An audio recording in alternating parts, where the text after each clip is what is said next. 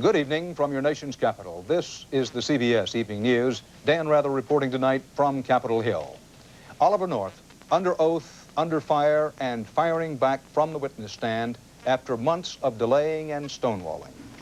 I came here to tell you the truth, the good, the bad, and the ugly. I'm here to tell it all.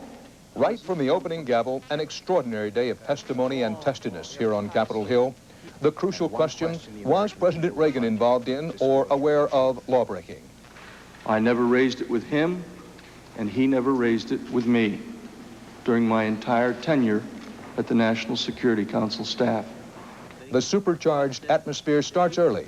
Chairman Inouye disallows North's opening statement until Thursday for failure to submit it on time.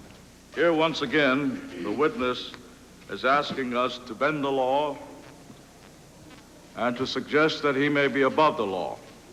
Then a gesture of defiance by North and his lawyer. On advice of counsel, I respectfully decline to answer the question based on my constitutional Fifth Amendment rights. Moments later, the testimony did begin, and the story of Oliver North, as told by North, finally began to unfold. One highlight, testimony that Oliver North actually saw a finding signed by President Reagan indicating a straight-out arms for hostages swap with Iranians. No talk of Iranian moderates. The White House has never released such a memo. Phil Jones picks up the story of this day of important testimony. Colonel North, please rise. It's ironic, said one Senate committee member, to watch a man who has wrapped himself in the American flag raise his right hand to be sworn in by a chairman who lost his right arm defending his country in World War II. After 7 months of silence, North, now protected by a grant of limited immunity, began providing his version of what happened. I don't believe that anything I did while I was at the NSC was a violation of law. The crucial question, did the president know about the diversion? I never personally discussed the use of the residuals or profits from the sale of U.S. weapons to Iran for the purpose of supporting the Nicaraguan resistance with the president. Yet North indicated that he had assumed that his bosses at the National Security Council had obtained presidential approval. I assumed that the president was aware of what I was doing and had, through my superiors, approved it. I sought approval of my superiors for every one of my actions. North attempted repeatedly to defend the secrecy of the covert operations. There is great deceit, deception, practiced in the conduct of covert operations. They are, at essence, a lie. We make every effort to deceive the enemy as to our intent, our conduct, and to deny the association of the United States with those activities. North was faced today with questions about a statement he had made to the Iranians indicating that the president would be impeached if details of the operation ever became public. That is a bald-faced lie told to the Iranians. And I will tell you right now, I'd have offered the Iranians a free trip to Disneyland if we could have gotten Americans home for it. But for North, the toughest questions today were about his involvement in shredding key documents. North disclosed that his shredding actually began in early October. And Director Casey and I had a lengthy discussion about the fact that this whole thing was coming unraveled and that things ought to be, quote, cleaned up. North admitted that the shredding intensified after he learned that the Justice Department officials were on their way in late November, but he claimed the shredding was justified. That's why the government buys shredders by the tens and dozens and gives them to people running covert operations, not so that they can have convenient memories. And I don't like the insinuation that I'm up here having a convenient memory lapse like perhaps some others have had. And North bristled today at questions suggesting he had been the one behind drafting false and misleading chronologies once the scandal broke. I don't want you to think, counsel, that I went about this all on my own. I realize there's a lot of folks around that think there's a loose cannon on the gun deck estate at the NSC. That wasn't what I heard while I worked there. I've only heard it since I left. People used to walk up to me and tell me what a great job I was doing. And the fact is, there were many, many people, to include the former Assistant to the President for National Security Affairs, the current National Security Advisor, the Attorney General of the United States of America, the Director of Central Intelligence, all of whom knew that to be wrong. At the end of the first day, North's attorney thought the embattled Marine had done very well. As for North, I guess my only disappointment is that I wasn't able to give my opening statement. That when we gave it to them this morning to read, they apparently saw something in it that they didn't want the American people to hear. according to sources, the opening statement that North wanted to make was, for the most part, a heavy assault on the investigation. And the last thing congressional investigators wanted was to provide North with a pulpit. Dan? Thank you, Phil. Several members of the congressional investigating panels tonight gave their first reactions to North's testimony and what they believe the important points were.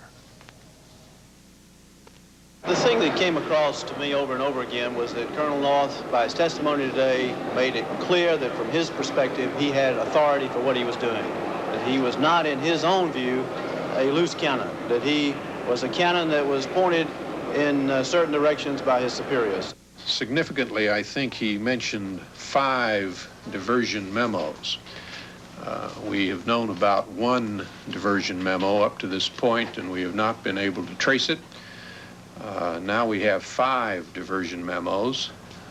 We can't trace the 5, apparently, at this point, and he does not recall, significantly, he does not recall what happened to those 5 diversion memos.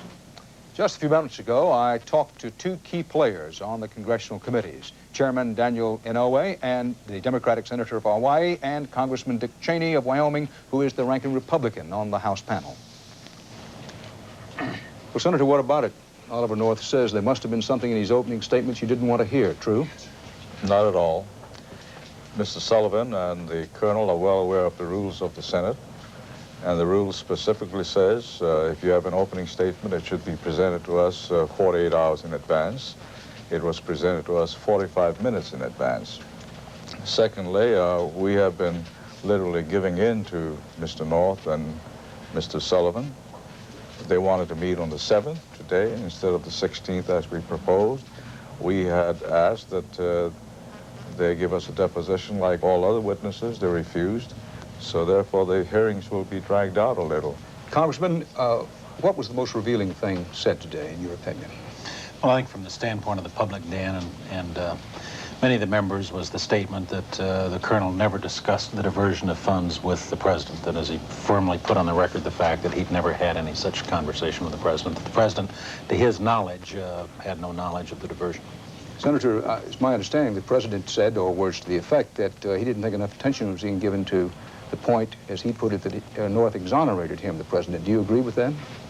Well, I think the Colonel gave several statements that were very interesting. One, the first witness to say that he saw the signed finding of the President, which authorized the exchange of arms for hostages, which the President has been quite uncertain about up until now. Secondly, in no uncertain terms, the Colonel said, I was not the only one who knew about the chronology. The Attorney General was there, and he knew all about it, just as well as Mr. Casey. And third, I was very interested to hear him say that he had control over these Swiss accounts. The bank accounts? Yes. Congressman, how about you? What was the most surprising thing you heard today? Well, I thought that the extent to which the Colonel made the statement repeatedly that everything he did he was authorized to do. That is to say that he felt he was carrying out orders, instructions, that he had guidance and direction from at least the NSC advisor, Mr. Poindexter, to undertake the activities he did, and that this wasn't a freelance operation by a rogue NSC staffer. It was, in fact, an authorization that had been given by the appropriate people. Senator, what's the #1 question in your mind now? It's not the smoking gun. I just want to know how it happened, that's all. Because it's inconceivable to me that a graduate of Annapolis, a lieutenant colonel, as Dick Cheney stated, would be a rogue elephant and just running around and carrying out his own initiatives. He must have had orders. Mr. Congressman, we have only a few seconds left. What should we look for and listen for tomorrow? I want to get into the why this happened, to put it within the broader context. Why did the president and his key people make the decision they made to carry out these policies in this particular way? Why did they use Colonel North on the NSC as opposed to some other process? Senator, Congressman, thank you very much. Thank you. And upcoming on tonight's CBS Evening News, more about Oliver North and President Reagan's attitude toward him. Also, a message from the newest American hostage held by pro-Iranian kidnappers in Lebanon.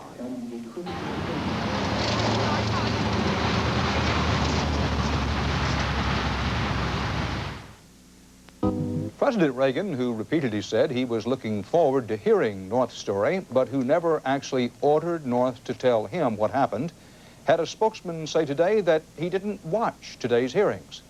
Bill Plant reports from the White House now on what the strategy there is all about. Bill? Dan, President Reagan and his top officials went out of their way to appear not to be paying much attention to Ollie North's testimony today. But Mr. Reagan did complain to a staff member that he understood from reports of the hearing that North had totally exonerated him, but that none of the commentators were mentioning that fact. The president has been saying for months that he couldn't wait for key witnesses like North to testify. I'm hopeful that I'm finally going to hear some of the things that I'm still waiting to learn. But this morning, Mr. Reagan's spokesman said the president was too involved with the nation's business to watch North. And the White House issued photographs of various meetings to prove the point. The White House strategy, after all, is business as usual. A presidential trip to Connecticut tomorrow to push his economic agenda, a series of speeches in Washington. But some political pros say that at least for now it won't work. Well, there's no question North is going to dominate the week. I don't care what's happening in the legislative agenda, what's happening in the White House. Ollie North is going to be the big ticket item this week. And even though some testimony has supported his position, over the long haul, the hearings are a problem for the president. Over the course of this hearing, there's an increasing number of Americans who feel that the president has not told all that he knows about the Iran-Contra scandal. I think at this point it's up to 69% in the Gallup poll. I think the damage to Ronald Reagan has already been done. I think it was done last November, December. White House staff members who are putting out the word tonight that they thought that Oliver North's testimony was good for the president are cautioning one another not to be too euphoric. They worry that the testimony next week of Admiral John Poindexter, who, after all, saw Mr. Reagan every day, could be far more damaging. Dan? Thank you, Bill. Beyond the substance of today's testimony, beyond the legal maneuvering, is the intense jockeying over public perception of heroes and villains. Eric Ingberg is here with a look now at playing for Top Gun, Top Dog, and Underdog. Eric? The witness wore Marine Corps green and spoke in red, white, and blue. It was a strategy crafted by Brendan Sullivan, one of Washington's most skillful lawyers, to get Oliver North through his encounter with a hostile committee. First, there was North the underdog, as portrayed by Sullivan, who claimed the committee is so stacked against North that it tried to overwhelm him with a mountain of last-minute evidence. The documents piled together exceed the height of Colonel North and cannot possibly be read, studied in a week. Then there was North the patriot, even when he was tailoring lies. I put great value on the lives of the American hostages. I worked hard to bring back as many as we could. I think it is very important for the American people to understand that this is a dangerous world, that we live at risk. There is great deceit, deception, practiced in the conduct of covert operations. They are, at essence, a lie. Then there was North the good soldier, who always checked with higher-ups. For example, was it his idea to phony up a story about the Iran deal? I certainly was not the decision maker. I have sat here and admitted to you that I participated in that process. But you didn't make the decision. I didn't make a lot of the decisions I'm accused of making. Then, North the human being, showing flashes of humor to offset his reputation as a master of deceit. You can check if you wish, or you can take my word for it. It's dated April 4th. Will you take my word? Sir, do you remember the question?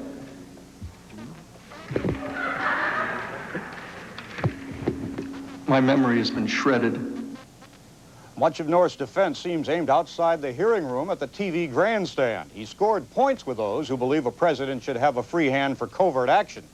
But his testimony also created problems for many superiors North said backed him. He looked nothing at all like a fall guy for the higher-ups. Dan? Thanks, Eric. Bruce Morton will be joining us shortly for a different look at Oliver North, the man and his changing image. And later tonight, we'll have a CBS News special report on this electrifying session of testimony. That special report begins at 11:30, 10:30 Central Time, so stay with us.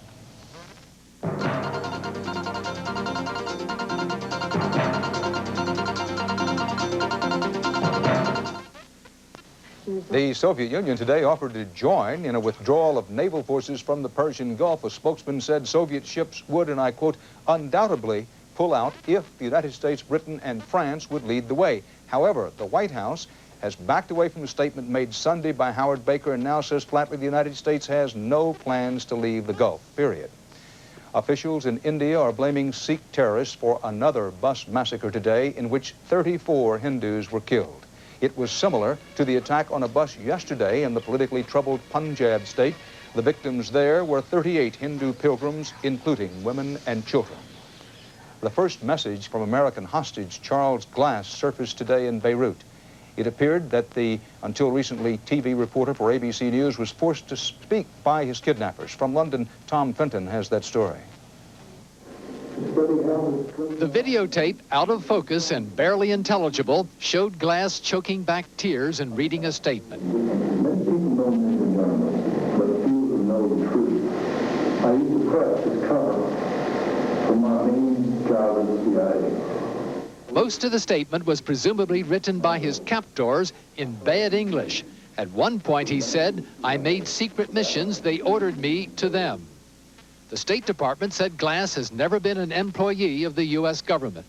This tape, like previous videotapes of hostages, is apparently another cynical attempt to manipulate public opinion. We repeat that Mr. Glass and all the hostages, innocent victims, should be released immediately and unconditionally. The tape was released to a Western news agency in Beirut, along with a statement from the kidnappers who made no demands. Glass was until recently an ABC television correspondent and has close ties to Lebanon. The kidnappers have promised to kill the rest of their soldiers. He was captured June 17th, south of Beirut, while on a trip to gather material for a book. Today's developments are all too familiar. They follow the usual pattern in Lebanon: kidnappings and statements by mysterious and unknown groups, followed by videotapes. The witness in my love, feel my pain. I love you. That's about the only thing we can be certain that Charles Glass wrote himself. Tom Fenton, CBS News, London. Dozens of people were killed in a horrifying accident tonight in a small town near Frankfurt, West Germany. A gasoline tanker truck was speeding off a superhighway when its brakes failed. It crashed into a pizza parlor and exploded. Several buildings were set on fire. First report said more than 30 people died and many more were injured in this German accident. In the Soviet ghost town of Chernobyl, the former director of the nuclear plant and 5 other officials went on trial today for last year's nuclear disaster. A public hall in Chernobyl was converted into a court and everyone attending was checked for radiation. In opening statements, some of the defendants argued that design flaws rather than human errors were responsible for the explosion. At least 31 people died in the accident and 135,000 were evacuated. The trial is expected to last some 3 weeks. The Kiwanis International meeting in Washington today voted overwhelmingly to allow women to join the community service organization for the first time in its 72-year history. In Chicago today, the Cubs beat the San Diego Padres in a 7-5 slugfest, and I mean slugfest. The trouble started in the 3rd inning when San Diego pitcher Eric Scho jammed a pitch into the mouth of Andre Dawson, who earlier had hit a home run. Chicago's Rick Sutcliffe came out of the dugout after Scho, and a free-for-all erupted. Order was restored, but lasted only until Dawson managed to pick himself up and headed right for Scho. After further fights, 5 Cub players, a coach and manager, Gene Michaels, were ejected from the game.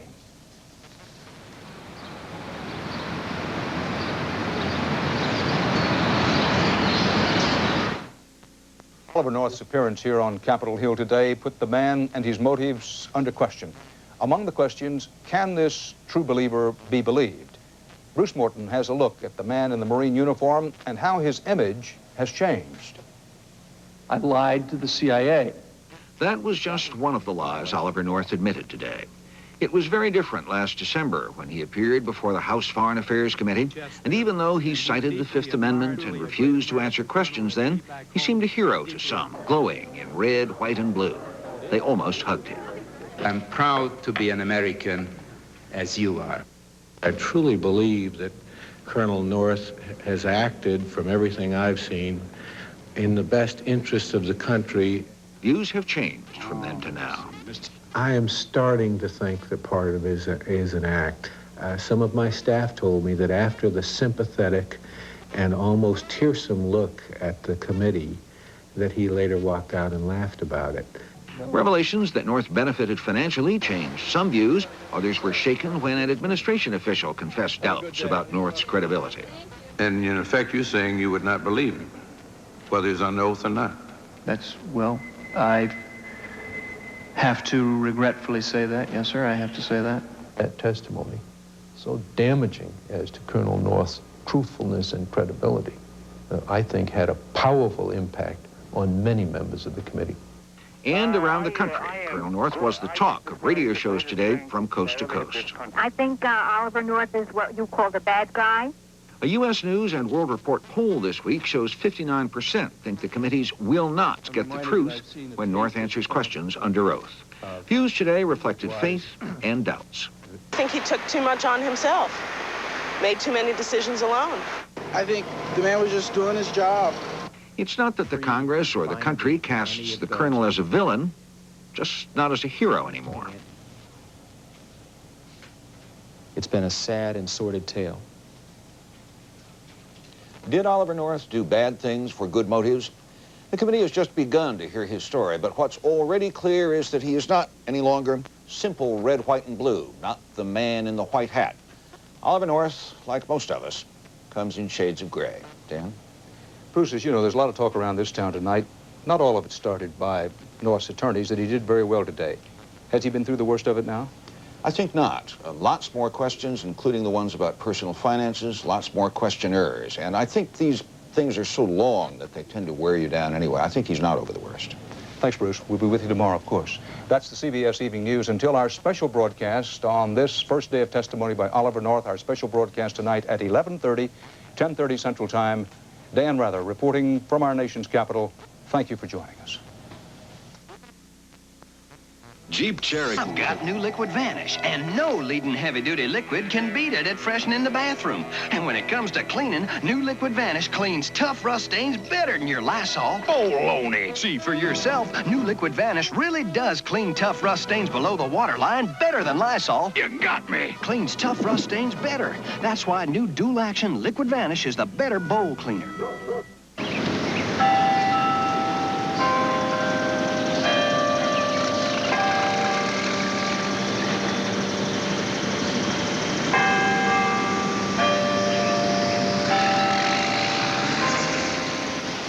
Tiny babies. They lag behind for years in development, but therapists may have found a solution. A report from Dr. Bob Arnott tomorrow on the CBS Morning News. This is CBS.